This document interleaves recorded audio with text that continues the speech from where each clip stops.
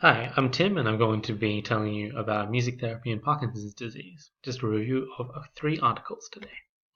So we'll be covering a qualitative study, a randomized control trial, and a meta-analysis. Let's start with the qualitative study. So Polyakova and Krylova, they conducted a qualitative study on how rhythm and movement affected patients with Parkinson's disease.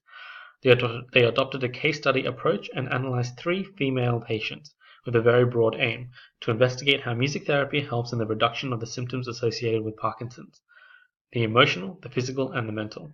The 3 ladies were all in their 70s and had varying stages of Parkinson's disease. They were first examined to establish symptoms, psychological status, physical symptoms, and overall preference for activities. The interviews determined what sort of activity plan the researchers would apply to each patient. Bam! Flowchart. As you can see, the activity plan would be applied each day for 10 to 20 days before compiling the records, which were only written because there was no consent for video or recording. Now, the reason that the activities went for 10 to 20 days is because one patient had an activity plan that was twice the length of the other 2. Another patient did not have a good relationship with music and elected to do activities without music. The other 2 had different musical interventions based on their answers in the interview.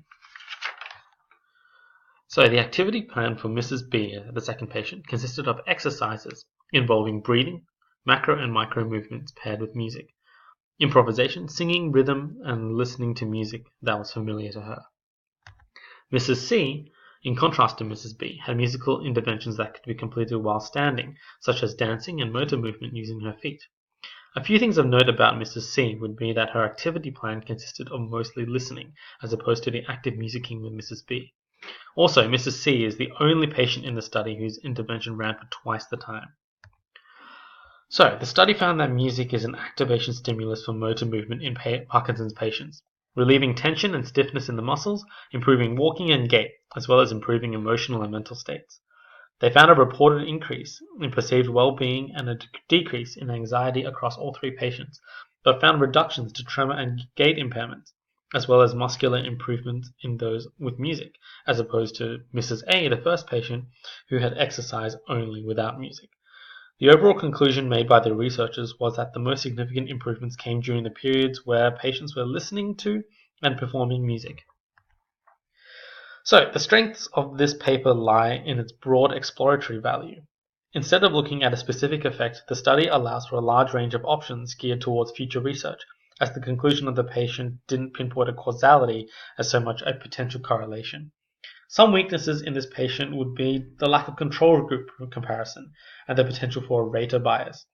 Because of the nature of the study and the tailored musical intervention, there isn't a standardized measure of music, and what the experimenter or observer plans for the client may not be optimal, or other methods may be more effective.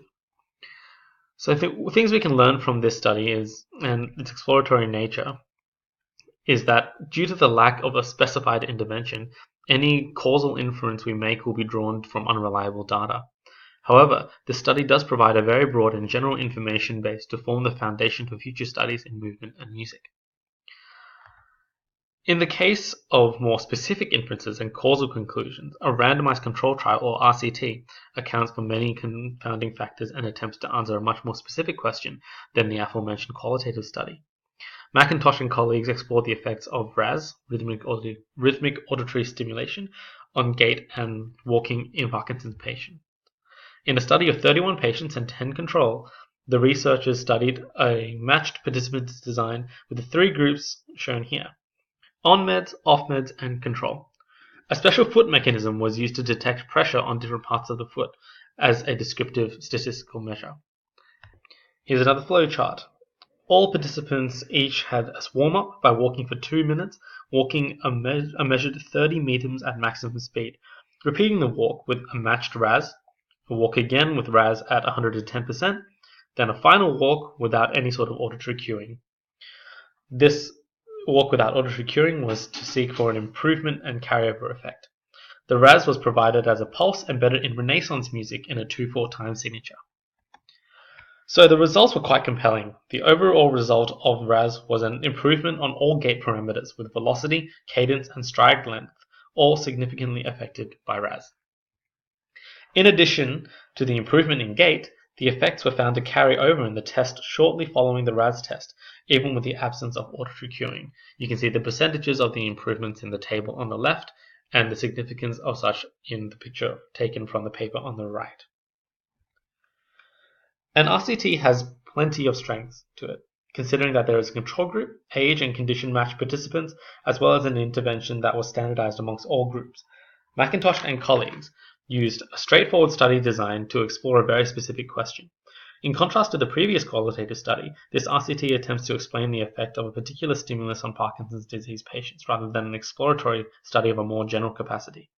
Through the use of a foot pressure system and objective and empirical parameters of gait, McIntosh and friends can provide clear outcomes that show the results and numbers supporting the research hypothesis. However, an RCT is not without some flaws. The musical stimulus, instead of being a metronomic beat, was embedded inside Renaissance music.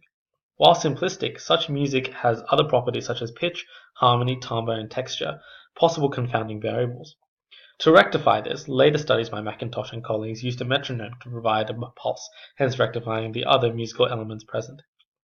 Also, when studying the symptoms of Parkinson's disease, it is important to vary the stages of Parkinson's disease as little as possible. Due to the varying stages of severity and the degrees found in the Parkinson's symptoms, a weakness of this study is the varied stages of Parkinson's present in the participants.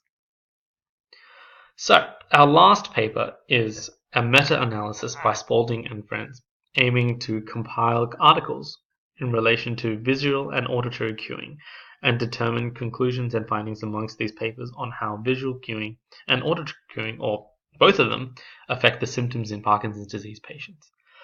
With 4 authors and 1 mediator, they searched 5 different well-known journal databases for relevant articles. They first used single terms listed in this table, and then added on further terms either from this table or from matching terms found in the articles. Now, this presentation would be complete without a flow chart. Here's a representation of the method. After searching using single and paired terms, they then used a snowball technique, which entails gathering citations from the papers gained from the initial search. Those papers would then led to more citations in their reference list, and then more references from their list, and so on and so forth. The search yielded 103 articles in the initial search, and were then filtered using these inclusion criteria, so auditory and or visual cueings on Parkinson's, auditory and on visual cueing interventions on gait parameters, kinetic measures of gait, cadence, stride length, and velocity, and of course they needed to be English. And of course these exclusion criteria. So they weren't allowed to use, the participants weren't allowed gait aids. If it was not auditory or visual cueing, then they were excluded. They didn't use qualitative studies if they didn't have enough descriptive biomechanical data, or if they were just abstracts or unpublished research. So after these filters, the meta-analysis included a total of 25 articles. The conclusions that they drew were that visual cueing improved stride length only, while auditory cueing improved gait, cadence, velocity, and stride length. So the strength of a meta-analysis lie in the large range of articles that it explores. This analysis, covering a few of the largest databases of medical journals, makes a convincing conclusion about visual and auditory cueing. The keywords that they used were unambiguous and specific to both condition and intervention. The main weaknesses of this meta-analysis is the gaps in demographics, such as age of the overall participants, which had a 20-year gap across all studies, a 13.9-year gap in Parkinson's disease duration, and a large disparity of male to female ratios across all studies, with only 3 out of the 25 studies, or 12% of the 25 studies, having more female participants than male, or even close to 50%. This could prove for some interesting data later on. So, thanks for watching, and I hope you guys have an idea of what research lies behind music therapy in Parkinson's disease. Thank you.